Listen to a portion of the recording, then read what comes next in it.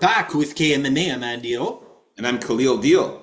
And it's that time where we bring you our fabulous Friday final face-off show where we take one last look at these animals before they get into the cage and give you our final thoughts. So real deal, Tim Elliott coming back here against Kai Asakura. Who you got? All right, so for this one here, man, I'm very happy to see that Topology was dead wrong in the height. They had Tim Elliott at 5'7" and Asakura at 5'8". As you could clearly see here, Asakura is way taller than 1 inch over Tim Elliott. He's towering over this guy here. He's at least 3 inches taller here, I would say 2 or 3 inches taller than Tim Elliott. Definitely liking the 3-inch reach advantage that Asakura is going to have. Tim Elliott hasn't fought in a year and 8 months. It's been a very, very long time since this guy's fought. I definitely like Kai Asakura, who fought just 8 months ago against Alexander Pantoja, a way, way higher level fighter, one of the best to do it. Maybe the best ever. Exactly. And that was his UFC debut, man. So now he's got a much easier opponent. He's also going to be 7 years younger, man. Give me Kai Asakura to win by knockout or decision. I think Tim Elliott is old and washed up in this division. I like Kai Asakura here, man.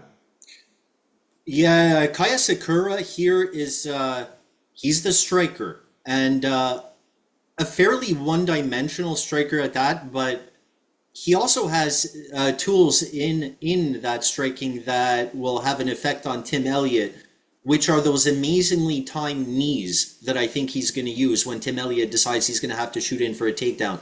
And I think that's going to be often, and I think that's going to be up there on Tim Elliott's list.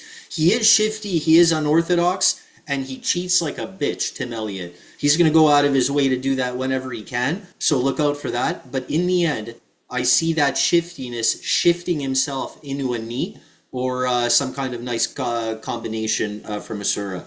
So give me Asura by decision or knockout. You know what? I wanted to... It's hard to tell 50-50 because Tim Elliott is very hard to put away. Yeah, but yeah. A well-timed knee will finish off anyone. Let me say this, though. I forgot to mention, Kai Asakura actually does have 3 submissions in his wins, okay?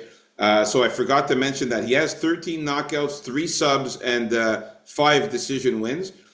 Tim Elliott has lost 6 times out of his 13 losses. 6 of them come by submission, and 6 of them come by decision. He's only been knocked out once. So I'm going to say this. I'm going to say Kai Asakura wins this one by KO or submission now. I'm changing it. I think he finishes Tim Elliott by knockout or submission. So yeah, I just wanted to make that clear. Kai Asakura has some subs. I forgot about that. So, yeah, you got it. If you think he's going to get that sub, check out that sub prop for him because I think it's going to be worth your while. Yeah, it might be worth a lot. All right, so let's move on up to the next fight here of the main card. Oh yeah, we got Jared Cannonier versus Michael Venom Page. Yeah, here, wow, Jared Cannonier coming here looking very good, looking pumped up and very, very strong here. As for the fight itself, I don't think Cannonier's going to have the time in a 3-round fight like this to adjust himself and to try to time Venom Page when he's doing his Michael Venom Page thing. A guy that can go across the ring for a shot in like 1 leap. It's pretty crazy. So that being said, it's just not enough time. The only way is if Cannonier maybe really catches him luckily with something huge or happens to really chop away at that leg and have success really early with that. But I think both those things are pretty unlikely here. And it's just that timing where Page is so good at getting his timing down with his style against pretty much everyone he fights. Because it's not really the speed. Like, there are guys faster than Page. It's the timing, I think, more than anything. And that takes just years and years of practice, obviously. Anyway, I like it. He's fun to watch. I say he's just going to wind up with a decision win here over Jared Cannonier. All right, so for this one, man, we can see Michael Venom Page is the taller guy here at 6'3", to Cannonier 5'11", so he's got that 4-inch height advantage. He's also going to have a 2-inch reach advantage there. As far as physicality is concerned, I can't believe Cannonier is actually a middleweight. And here he looks like a heavyweight, man. This guy is huge. He looks super big. He's big, huge. He's muscular. He's ripped. He's way bigger than Michael Venom Page as far as the size is concerned. Michael Venom Page is much slimmer. He's also ripped and built as well, but he's way skinnier than Cannonier, as you can see in this picture, man. How swollen, how big Jared Cannonier looks. I'm sticking with Michael Venom Page speed, man. The speed of Venom Page is going to be what wins him the fight. He's going to be so much faster in the cage than Cannonier. He's going to land much faster and quicker jabs and punches with that reach advantage. I could see him just dancing around Cannonier with those jabs, kicks. Yeah, give me Michael Venom Page to win by knockout or decision. He has to make sure that Cannonier doesn't catch him with those huge, powerful punches that he has, man, because Cannonier, with that big, huge arm, man, he could probably knock out Venom Page if he catches him on the chin. He's going to have to get lucky when he's coming in. There's going to be more power shots coming in than even like jabs coming in, I think. You know the way he stays far away, then just jumps in with whatever he's throwing there? Yeah, exactly. So that's the only way I see Cannonier catching him. Yeah. You have to be careful not to get caught with one of those punches coming in. So anyways, we are in agreement still with Michael Venom Page to get the win here. Let's move on up to the next fight. All right, so we got the next fight here. We got Jeff Neal against Carlos Prates. Man, yo, this face-off was intense, man. Carlos Prates getting in his face there with that crazy, that crazy look that he always does with his mouth there. Carlos Prates has the greatest lip curl I think I've ever seen. Like, yeah, the crazy. Didn't Elvis Presley have a little lip curl, baby? You know, like this guy has like the evil lip curl going on. That evil grin there. Definitely going for Carlos Prates here, man. As you can see here, he's the taller guy. Jeff Neal, though, in spectacular shape. This guy came in here ripped. He's in great shape. He's muscular. He's ripped. Carlos Prates, though, you can see he's taller. He's going to have a couple of inches height advantage there. You can see he's leaning in here, but if he stands up straight, he's taller than Jeff Neal by a couple inches. He's going to also have a 3-inch reach advantage. Give me Carlos Prates by knockout or decision. I still think that he gets the win here and catches Jeff Neal off guard and lands a knockout punch. Jeff Neal has a funny way of moving around, I find, in the cage.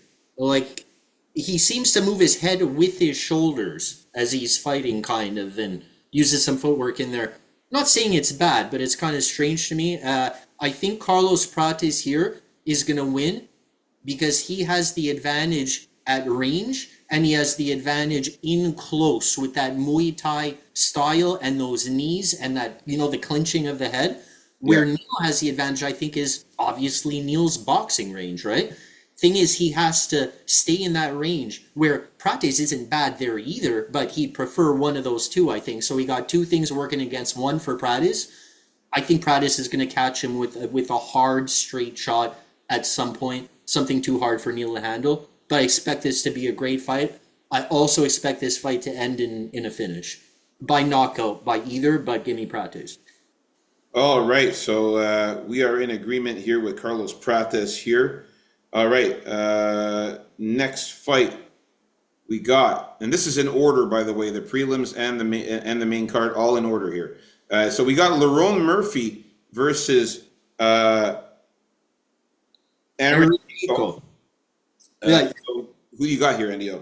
It's the Miracle. Yeah, the Miracle Man, the best opponent Pico's ever faced. You can tell just by the way Pico came to this face-off.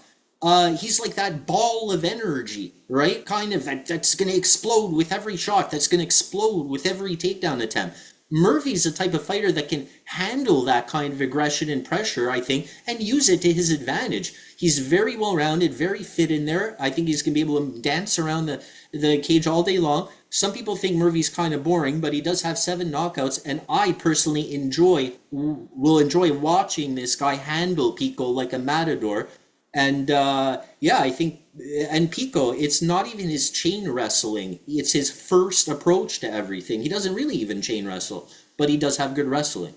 But I just think, as I said, Murphy is just going to show Pico that the first fight blues are real, and he's going to be the third Bellator guy in a row now to get a loss in his first fight. Give me Murphy by decision or knockout.